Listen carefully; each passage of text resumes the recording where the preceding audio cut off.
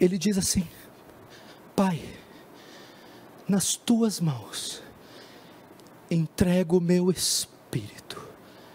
E tendo dito isto, expirou. Jesus morre. O Filho de Deus perfeito, sem pecado, agora no alto da cruz, considerado como pecador, feito uma abominação, morre. Por que ele teve que morrer? Porque a Bíblia diz que a vida está no sangue. Quando o soldado fura-lhe o lado e jorra o sangue, ele tem que morrer por hemorragia, porque carne sufocada Deus não aceitava. Então o sangue se esvai, se esguincha, porque aquele sangue era a vida que ele estava doando. Ou morre nós, ou morre Cristo. Ou morre o pecador, ou morre o Filho de Deus. Deus escolheu matar o Filho, e não a nós. Levou a vida do Filho contida naquele sangue, e não a nossa.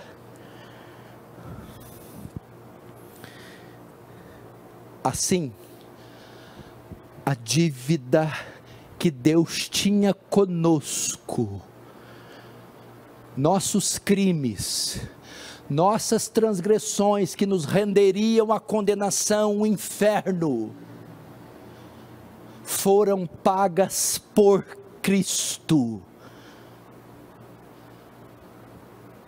Nossos crimes, nossa culpa foi levada por Cristo. A condenação que nos era devida, a punição que nos era devida, pelo Filho ter levado os pecados sobre eles, foi infligida sobre ele, foi lançada sobre ele. Então quando ele morre, ele paga pelos meus pecados, quita a minha dívida com Deus, ele me absolve, ele satisfaz as demandas da justiça de Deus no tocante às minhas transgressões. Ele paga pelos meus crimes, ele leva a culpa pelos meus crimes, e ele é punido pelos meus crimes com a sua própria vida.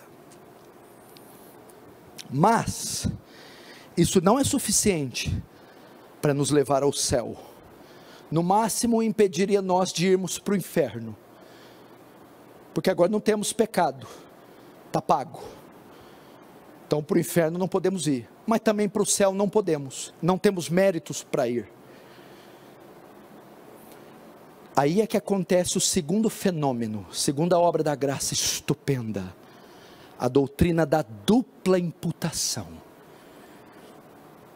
No terceiro dia, Jesus ressuscita dos mortos. Quando ele morre, nosso pecado é imputado sobre ele, culpa, dívida, crime, transgressão, infração da lei. Quando ele ressuscita, conforme Romanos 4:25, ele morreu por nossas transgressões, mas ressuscitou para nossa justificação. Na ressurreição ocorre a doutrina da dupla imputação. Lembra que eu falei que ele cumpriu toda a lei de Deus e foi o único homem perfeito? Pois então, o cumprimento total da lei dá a ele méritos, dá a ele honras, faz dele o único homem justo, o único homem digno, e faz ele vestido todo de justiça. Quando ele morre na cruz, nosso pecado é imputado a ele. Doutrina da imputação. Segundo, doutrina da dupla imputação.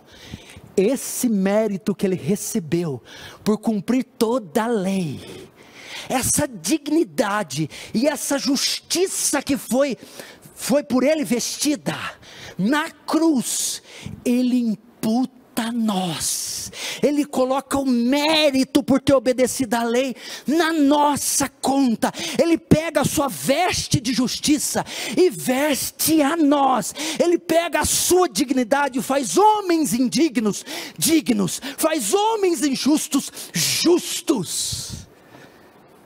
Então, nós agora fomos justificados, declarados justos, tivemos os pecados cobertos, perdoados, fomos salvos por Deus, sem Ele se tornar injusto. Como? Ele pune nossos pecados na vida do Filho, e toma a justiça do Filho e coloca em nós, de modo que agora somos salvos, perdoados, não para as nossas obras, não para os nossos méritos, não pela nossa justiça, mas pela justiça de Cristo.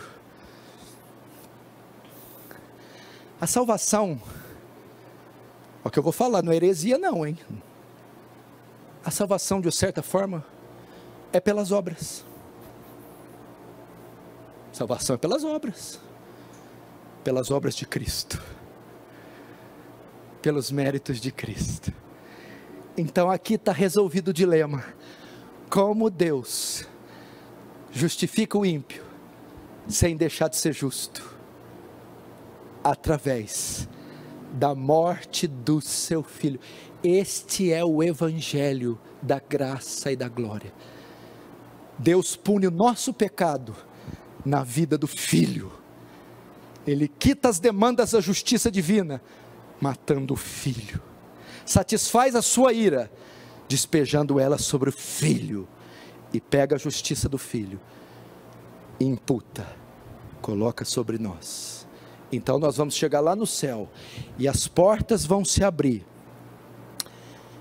e eu direi para os anjos: eu vou entrar aí, não pela minha bondade, mas pela de Cristo, não pela minha justiça, mas pela de Cristo, não pelos meus méritos, mas pelos de Cristo.